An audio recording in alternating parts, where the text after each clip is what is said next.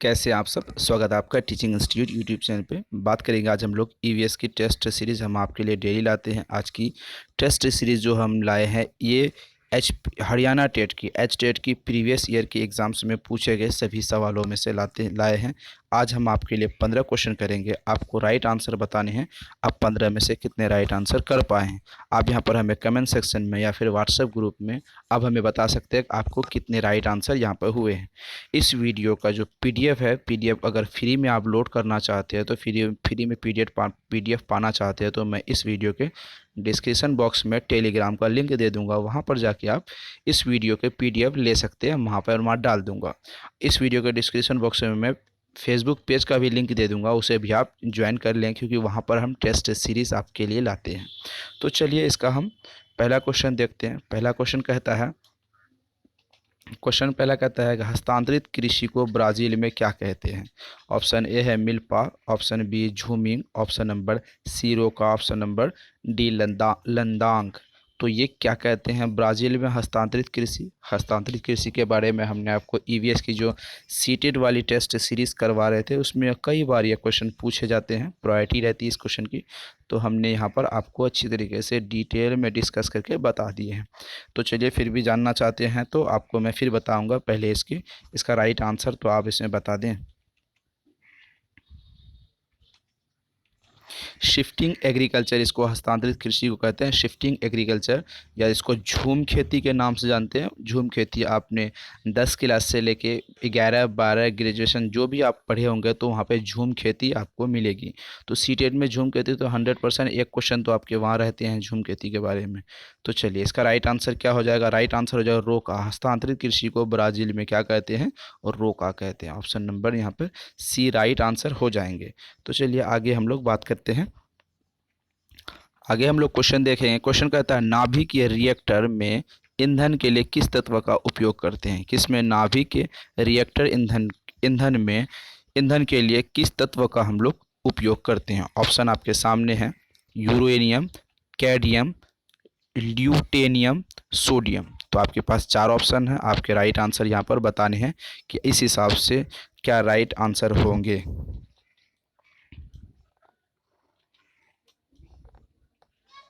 चलिए इसको right answer देख लेते हैं। इसका राइट आंसर है यूरेनियम। नाभिक के रिएक्टर में ईंधन के लिए कौन से तत्व का इस्तेमाल करते हैं। क्या नाम है इसका, यूरेनियम। यूरेनियम को हम किस नाम से संकेत के साथ जानते हैं, U-235 के नाम से हम लोग इसे जानते हैं। ठीक है, ये टरबाइन में परमाणु बम के हथियार में काम करते हैं क्योंकि इसके जो ईंधन होती है टरबाइन से जाके, यहाँ पे जो टरबाइन होती है इस टरबाइन से जाके वो इसमें रिएक्टर जो विखंडन होते हैं, रिएक्टर में विखंडन होने के साथ साथ इसमें एक बहुत बड़ा ईंधन बनती है जिसकी वजह से बहुत ज़्यादा ऊर्जा उत्पन्न होती है। तो परमाणु बम के रूप में इसे काम आते हैं। तो चलिए आगे क्वेश्चन हम लोग देखेंगे। क्वेश्चन यहाँ पर कहता है सही विकल्प का चयनित करने के लिए। ऑप्शन ए है विश्व की सभी झीलों व नदियों में जल की कुल मात्रा नियत रहती है। बी पूछा है भूमिगत जल की मात्रा नियत रहती है। ऑप्शन सी है विश्व में समुद्रों और महासागरों में जल की कुल मात्रा नियत रहती है। सभी में नियत पूछा है तो ऑप्शन डी देख लेते हैं, विश्व में जल की कुल मात्रा नियत रहती है। तो राइट आंसर आपको यहाँ पर बताने हैं। आपके सामने राइट आंसर है। जल्दी इसका राइट आंसर बताइए। आपके हिसाब से राइट आंसर क्या हो जाएंगे।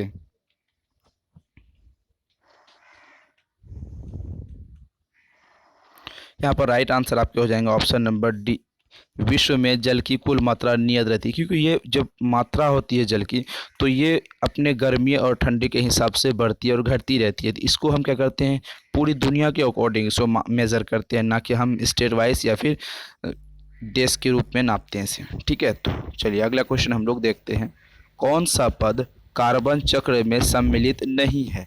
ऐसा कौन सा पद है ऑप्शन 4 में से जो कार्बन पद में सम्मिलित इंक्लूडिंग नहीं है। ऑप्शन ए देखते हैं प्रकाश संश्लेषण, बी वाष्पोत्सर्जन, सी श्वसन, डी है जीवाश्म ईंधन का जलना। कौन सा पद है जो कार्बन में सम्मिलित नहीं है। यहाँ पर आपको राइट आंसर बताने हैं। तो चलिए इसका राइट आंसर दीदी बताइए क्या राइट आंसर होगा।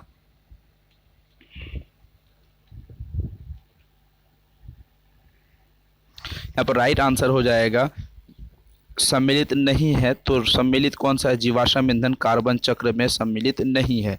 ऑप्शन ए प्रकाश संश्लेषण तो होगा, वाष्पोत्सर्जन भी होती है, श्वसन भी होती है।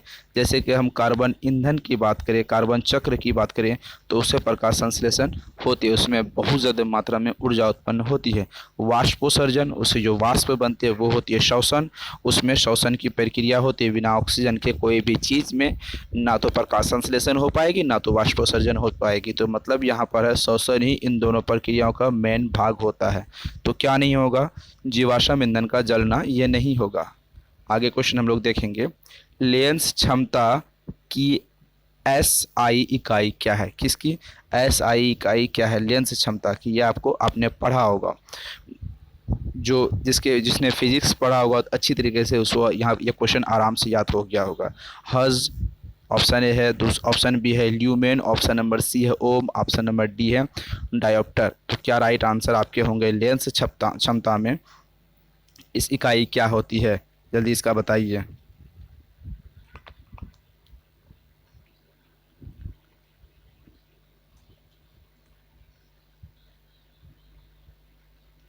इसका राइट आंसर हो जाएगा डायोप्टर। क्या राइट आंसर हो जाएगा?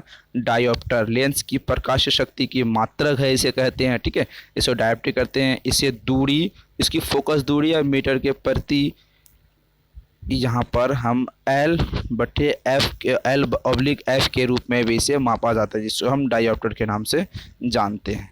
सूक्ष्म जीवों द्वारा मृत पादपों में क्रिया करने से बनता है।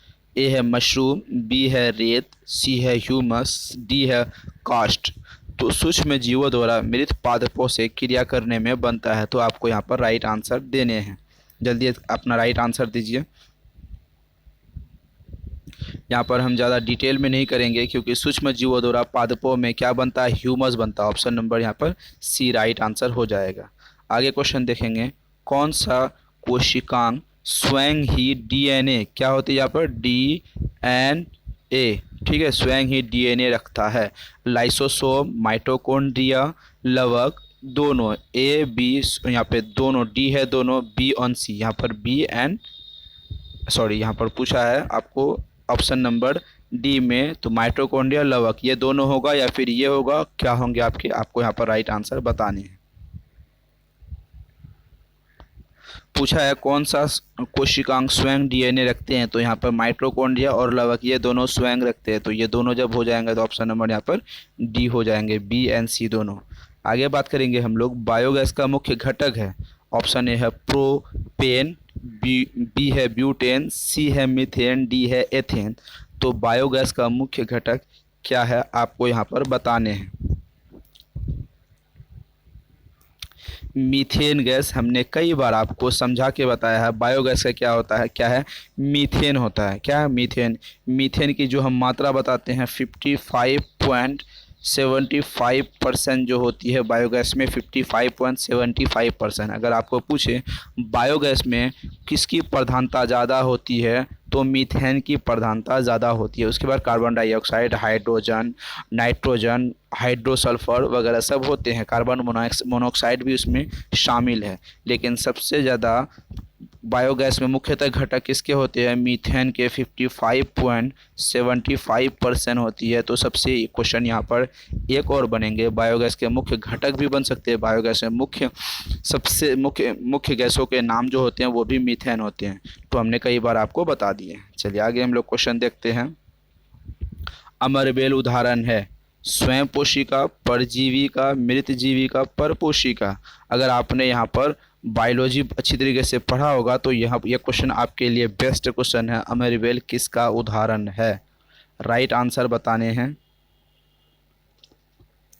अमरबेल किस पर ये डिपेंडेड है? ऑप्शन नंबर ये परपोषी है, दूसरों पर इसकी डिपेंडेड होती है। ठीक है, आगे हम लोग क्वेश्चन की बात करेंगे।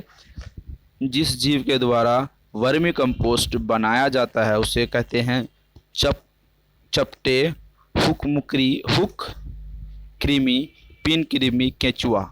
जिस जीवों द्वारा वर्मी कंपोस्ट बनाए जाते हैं, तो यहाँ पर आपको राइट आंसर बताने हैं किसके द्वारा बनाए जाते हैं।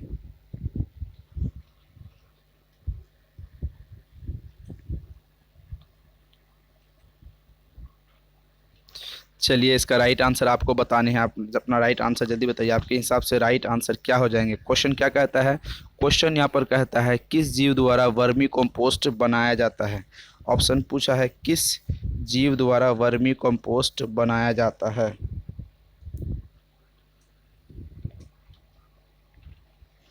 यहाँ पर राइट आंसर है केचुआ। क्यों है right answer? Vermi compost, compost जब हम बनाते हैं अपने घरों से निकलने वाली जो भी हमारे पास कचरे होते हैं उनको, या फिर गोबर वगैरह सब होते हैं, उनको हम मिला देते हैं वहाँ पर। फिर केचुए हैं, केचुए को खरीद के वहाँ पर लाते हैं और केचुए उसे खाने के बाद जो फिर उसके जो निष्कासित करते हैं उसे केचुए कहते हैं। ठीक है, तो अमर बेल का उदाहरण हम एक बार देखेंगे। अमर बेल का मुझे लगता है कि क्वेश्चन शायद मिसिंग था अमर बेल का। अमर बेल क्या है? अमर जे बेल मृत जीवी है। सॉरी, यहाँ पर परजीवी नहीं होगा, हमने मिसिंग दिया था। अमर बेल है मृत जीवी। ठीक है, इसका क्या हो जाएगा? वर्मी कंपोस्ट केचुए के रूप में बनाया जाता है। तो आगे हम लोग क्वेश्चन देखते हैं। क्वेश्चन कहता है किस हार्मोन के नियंत्रण के लिए आयोडीन आवश्यक है। ऐसा कौन सा हार्मोन्स है जिसके नियंत्रण के लिए आयोडीन की आवश्यकता ज़रूरी है। तो ऑप्शन ए है ऑक्सिन्स, इंसुलिन, थायरॉक्सिन, एड्रिनल। तो आपको यहाँ पर बताने हैं आयोडीन की कमी से कौन सा रोग होता है। दो रोग ऑप्शन को आपके एग्जाम्स में पूछे जाएंगे, दो ऑप्शंस पूछे जाएंगे, इसमें जो दो सही होंगे, कभी कभी एक पूछा जाता है एक नहीं पूछा जाता। तो आपको यहाँ पर बताने हैं किस हार्मोन के निर्माण के लिए आयोडीन आवश्यक है। तो राइट आंसर आपको यहाँ पर बताने हैं।